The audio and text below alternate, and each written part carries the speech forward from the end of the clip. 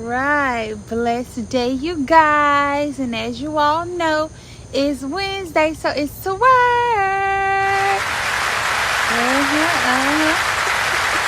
Give God some praise. Give God some praise.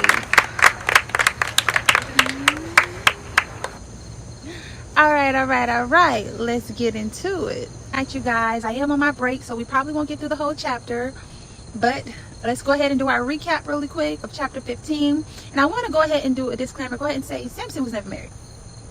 I know I said that, and I said that because I know he had dealt with 3 different women, and I was just assuming. I was assuming these were his wives, but it was more like a fiance, a bust down, and an old lady. But none of them really went through with the ceremony of becoming his wife. So let's get that out of the way. He had his first woman, who was his fiance, who ended up marrying his best man. Then he went to the whorehouse, honey, and had a little and then he met Delilah. So let's go ahead and do a quick recap of chapter 15 so we can dive right into 16 so we don't waste any time. Okay, so chapter 15 ended with him, going and staying in the cave after he had done hit the Philistines in the legs with the jawbone of a donkey. He had done took them down. And they came and camped outside of Judah like, hey, bring them out. You know what I'm saying? And he was like, as long as y'all don't attack me, I'm going to go with y'all. Just got to promise me y'all don't want to attack me. They like, we ain't going to attack you, bro. So they basically handcuff him, bring him out. Philistines run up. The buns melt right off his hands, and he take them down. He killed about 1,000 of them, maybe more. Y'all know I'm going to drop those numbers down. And, then he gets weak. He's tired. He's famished. And he's like, Lord, I just did a great victory for you. You know what I'm saying? I just took down all these Philistines who got your people in bondage. Surely you're not going to leave me out here to die. You're not going to leave me out here for the uncircumcised. Uncircumcised meaning the unclean people, the people who didn't follow God, the Gentiles. You know what I'm saying? Surely you're not going to leave me out here for them to get me. You know what I'm saying? And God heard his cry like, baby boy, I am not. And he split the tree and springs of water just was pouring out, and Samson drunk, and he regained his strength and everything. And that's how chapter 15 ended. Let's do 16. All right, 16:1. Once Samson went to Gaza, there he met a whore and slept with her. 16:2 was a little uncertain. So remember I said he had a little bust down? Yeah, so of course that ain't his wife. He just went to get a little something for a little something. You know what I'm saying? Transaction. 16:2. The Gazites were told that Samson had come there. So they gathered and lay in ambush for him in the town's gate the whole night. And all night long they kept whispering to each other, when daylight comes, we will kill him. So they plotting all night. They at the town's gates, they plotting all night. We can't wait till he come out. As soon as he come out in the morning, we gonna slam. They done told him he ended up getting him some, he thinks stuff sweet. She ended up putting it down on him. We're gonna be waiting on him when he come out. He ain't gonna expect nothing. This is what they thinking, right? But Samson lay in bed only till midnight. At midnight, he got up, grasped the doors of the town's gate together with 2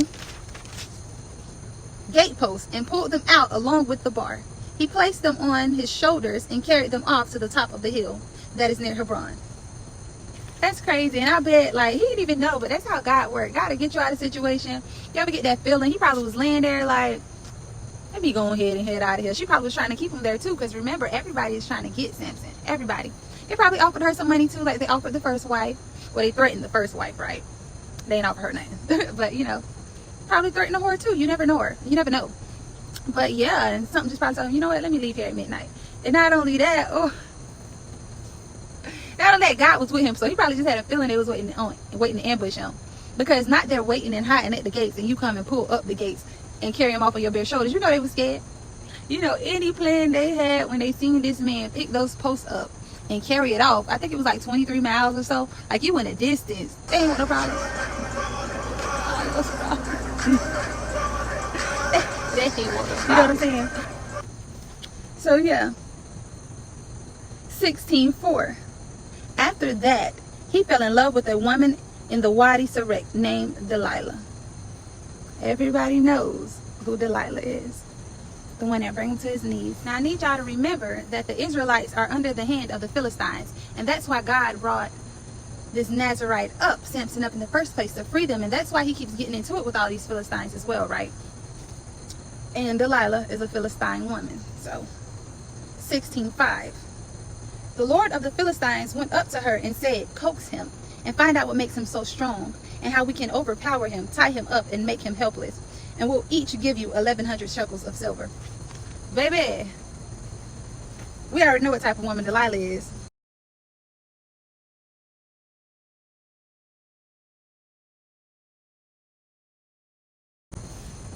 You know, sometimes when you need something done, you got to send a shiesty woman in. Because men be weak for shiesty women. Don't ask me why. Ask the man. You know what I'm saying? So they send Delilah in. He sees she bad. And they offer some money. 1,100 shekels from each of us. Baby finna come up on them rakes real good, real quick. You know what I'm saying? So, in her mind, why not? 16:6. So Delilah said to Samson, tell me what makes you so strong and how you could be tied up and made helpless. And that's the thing, baby. She probably said it with so much honey and was so serious. Y'all men be so mesmerized by what y'all consider a bad bee, a bad chick, that y'all be okay with getting used. Y'all be okay with getting set up because you be so blinded by the booty and the beauty. Like, she flat out asked him, what can I do to make you helpless? 16:7. Samson replied, if I were to be tied up with 7 fresh tendons that had not been dried, you know, so tendons, like, they use that for like bowstrings and stuff. Of course, I'll drop a picture in there so y'all kind of get an idea of what he's talking about. I should become as weak as an ordinary man. So the lords of the Philistines brought up to her 7 fresh tendons that had been dried. She bound him with them. Now, she ain't waste no time, baby. As soon as he told her, hey, this is what can make me weak, what did she do? She went and told the Philistines. They went and got it for her. Let's keep going. 16:8. So the lords of the Philistines brought up to her 7 fresh tendons that had been dried. She bound him with them. Sure, didn't waste no time. She probably was like, I want to see you at your most vulnerable state. She was putting them words on him, baby. He know he gassing her up. You know what I'm saying? Because Samson love to gas you up. Love to make you chase him. He love to chase. 16:9. While an ambush was waiting in her room, she already done set her up. You already got the men waiting on him. Then she called out to him, Samson, the Philistines are upon you. Whereat he pulled the tendons apart as a strand of the toe comes apart at the touch of fire, which means it ain't taking nothing. It's just... So the secret of his strength remained unknown. You know Shawty set you up. Why are they waiting for you in her room? It's so many. Let me tell you something. And it ain't like he doesn't know what's happening. It's so many of y'all that can see the signs. You could have went through something with a person before, and you'll go through it again. Like, oh, I made it through the first time. Baby, just because you've become immune to the hurt don't mean you should keep hurting. Don't keep putting yourself in a position to hurt. When she was with the first woman and you saw she was asking all these questions and the townspeople went against you, you can clearly see, clear as day, this is what Delilah's doing. But what does he do? Nope. He want to show off. He know this isn't the real. He knows that this isn't really going to make him weak. So why not show off my strength? Show off on big dollar. Show this a little thing to a giant, baby. This ain't nothing for me. Nothing I ain't never been through, right? So he immediately break them tendons, baby. You know he killed them Philistines who was waiting in ambush for him. Cause they done came out probably with the sword, the knives, the shanks, and everything, thinking they finna get him, and he overpowered him, right? It's funny to him. It's comical to him because he has the Lord on his side. 16:10. Then Delilah said to Samson, oh, you deceived me. You lied to me. Do tell me how I could get you tied up. Let me tell you something. The signs are there. She asked him flat out.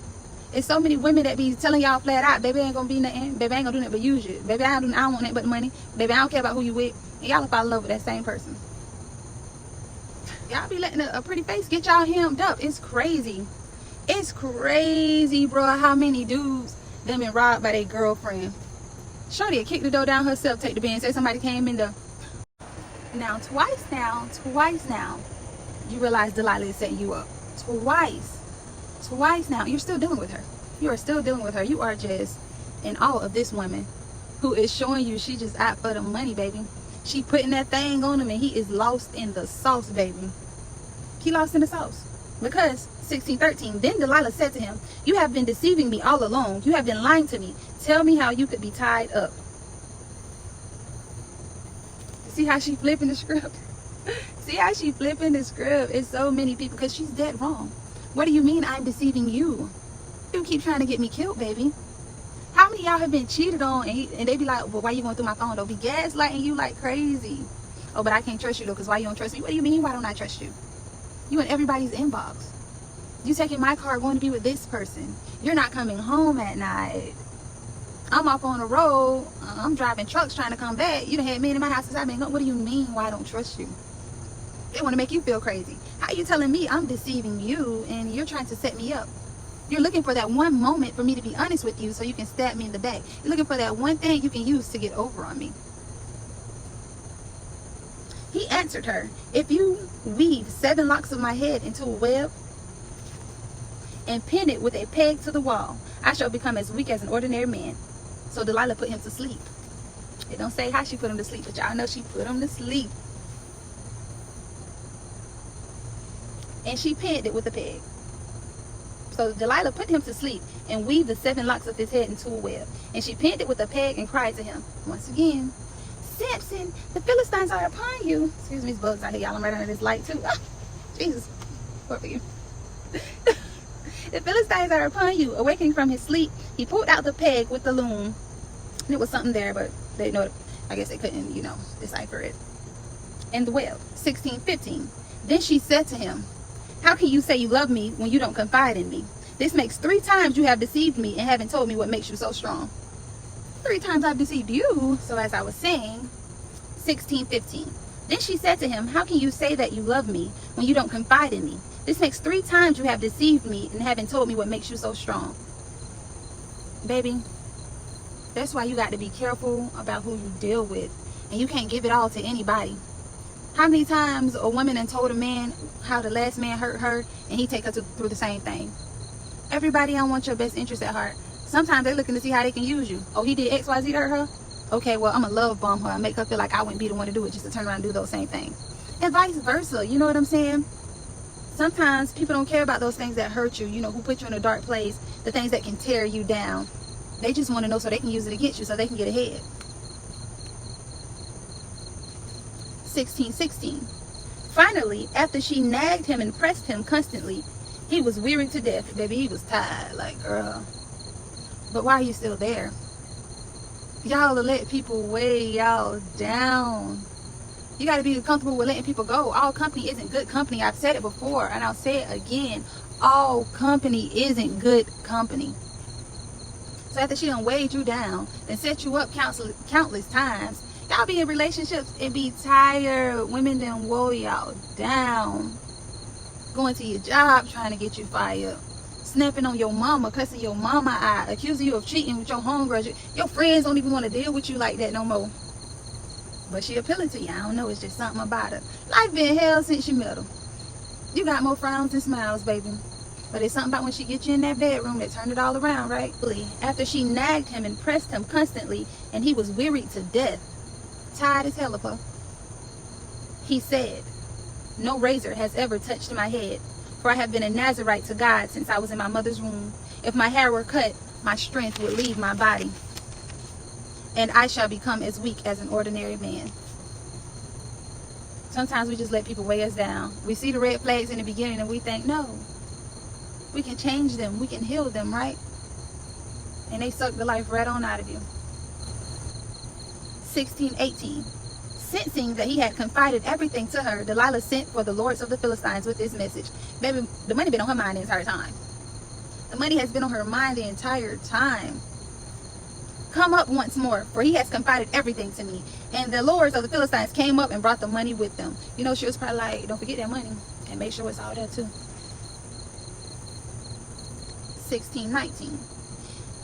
She lulled him to sleep on her lap. Baby probably was planning on dreads, done oiled his scalp. Mama gonna take care of you, right? Finally let me know you truly love me, because you done confided to me your most deepest secrets, things you ain't never told nobody else. I love you, right? I know you love me too. We're gonna be together forever. He done went to sleep.